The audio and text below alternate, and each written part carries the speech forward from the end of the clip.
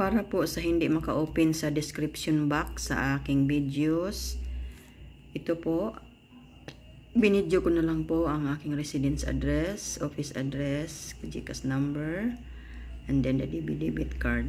So, kung may gustong mag-support sa ating mga estudyante, sa ating charity, ito po ang complete address ko at saka yung GCash number at debit card. Salamat po.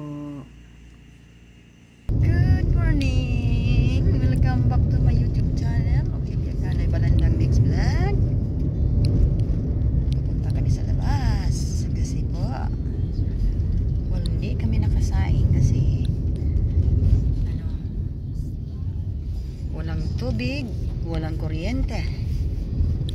Kasi may inaayos daw ang may inaayos part sa Libertad. So yan ang nangyari. Dito kami kumain sa Itoyokan. Medyo mura lang din, may magulay. At ito ang kainan nila.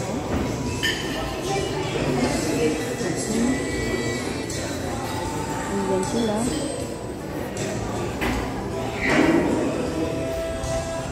Hindi ko pa nakita kung anong pangalan nito. So,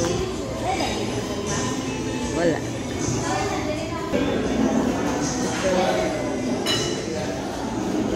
Buka pa sila sa gulay.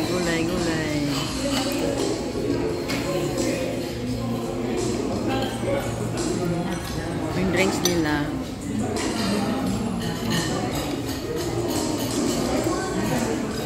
Manang pwede kanda yun. Ang akong langga.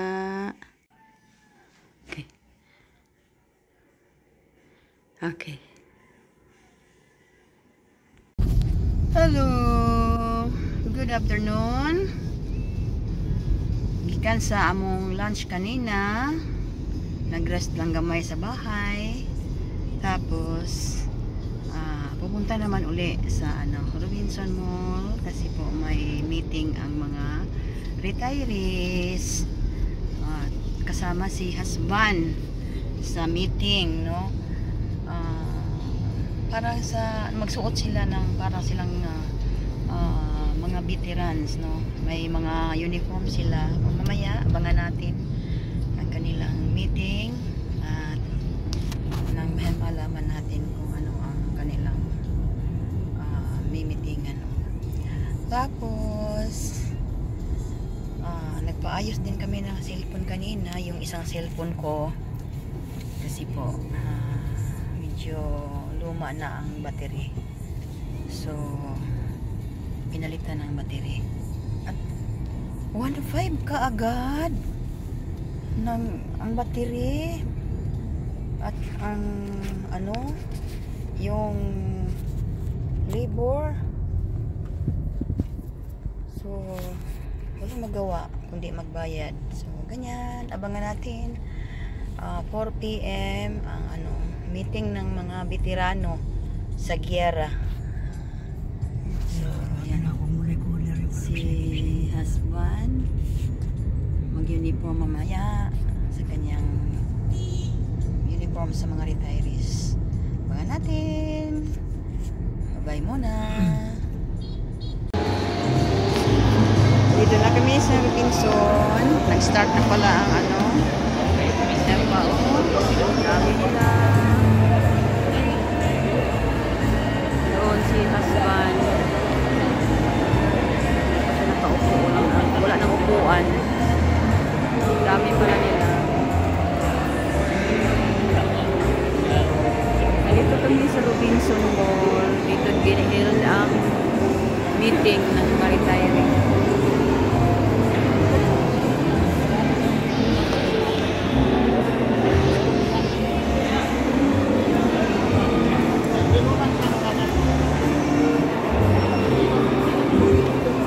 Ito bang sa akin?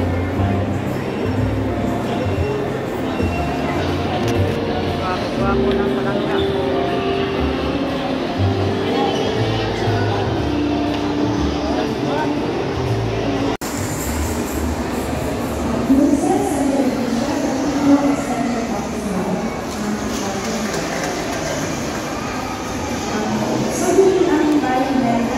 Ronnie Bola from the Society of Americans. Different officers of the different veterans posts of Butuan City. Thank you for coming, sirs. The members and officers of the Sons and Daughters Association. Thank you, ma'am.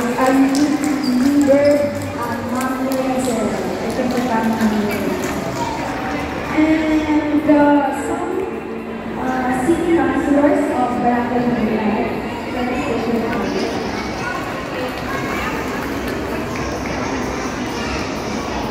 Without further ado, Philippine veterans must be commitment to part or younger generation.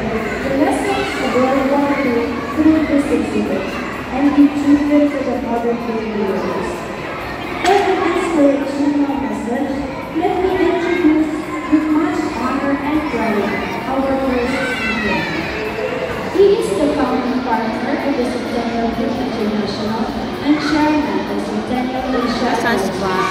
He was the president of the Asian Institute of Management from 1972, the Order of the British Empire, for his contribution to the development of UK-Philippines relations for over 4 decades. He is also an honorary officer of the Most Excellent Order of the British Empire. He has also been awarded the Philippine Legion of Honor, including ang mga byuda ng mga retirees, by the Republic of the Philippines in 1998 for his outstanding owned by all the veterans. At dahil sa ganun, there are 2 important things na ginagawa ng Philippine Veterans Bank.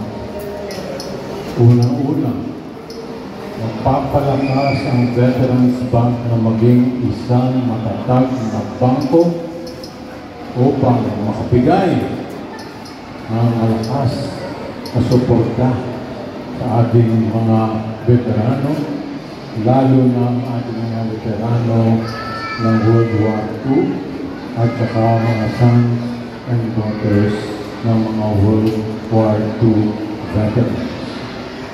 Sinasabi ko po, ako yun, sabi niya sapagkat nung nagtagilid ang Development Bank of the Philippines, ako ang ginawang chairman at bumanglan ulit. Nung medyo tagilid ang ekonomiya ng Pilipinas, in-appoint ako ng isang veterano, Fidel B. Ramos, upang maging Secretary of Finance. At marami nagsasabi na yung panahon yun ay doon umunlad ang ekonomiya ng bansa. Hindi naman sa nagyayabang, ngunit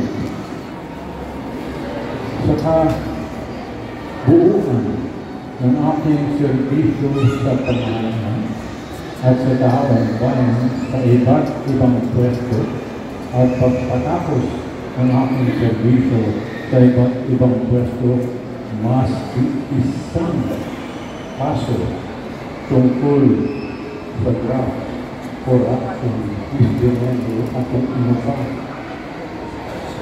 ay hindi. At sa wakas, biglang magugulat ang lahat na hindi na saling pusang bangko itong Philippine Veterans Bank kung hindi isa sa pinaka-matatag na bangko sa Pilipinas. Okay ba yun?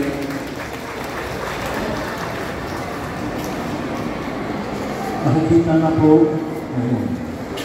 Pati yung Bangko Sentral, nakikita na ang pag-angat ng Philippine Veterans Bank at ang pangako po sa inyo, tuloy-tuloy po ito. At yung inaasahan nyo sa Philippine Veterans Bank na napakatagal na yung inaasahan ay ngayon nakikita ng ating lilitaw. Yun po ang isang importanteng bahagi ng uniqueness ng role ng Veterans Bank. Pero dahil ibang klaseng bangko tayo At ang pangalan ng Veterans Bank is the parang responsibility ng Philippine Veterans Bank ay pag-alala sa lahat na ginawa ng ating mga veterano upang bumalik ang kalayaan ng lahat ng Pilipino. This is so easily forgotten. In fact, sometimes hindi mo na makita sa educational system ng ating bansa na pinapaalala sa ating mga kabataan kung ano ang nagawa ng mga Pilipino, guerrilla, na ngayon ay veterano upang sila, kabataan, pati ako, na sons and daughters ay mabuhay. Kaya siguro kung hindi lumaban yung piyo ko, yan dapat ang bigyan mo rin natin ang World War II, hindi na natin natatandaan yung ating mga veterano. Natatandaan natin yung MacArthur. Kasi naisip natin, paano na umunlad ang Pilipino?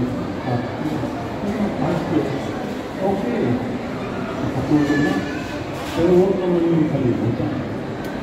Na itong mga veterano ito, kung sila ay guerrilla, halos mga 20 years old na sila na ROTC cadets. Walang sapatos, walang armas, gumapang sa mga gubat upang kalabanin ang mas matinding kalaban ng Japanese Imperial Army. Sumugod pa rin. Pinakita nila kung ano ang kamahalan nila, ang pagmamahal nila sa kanilang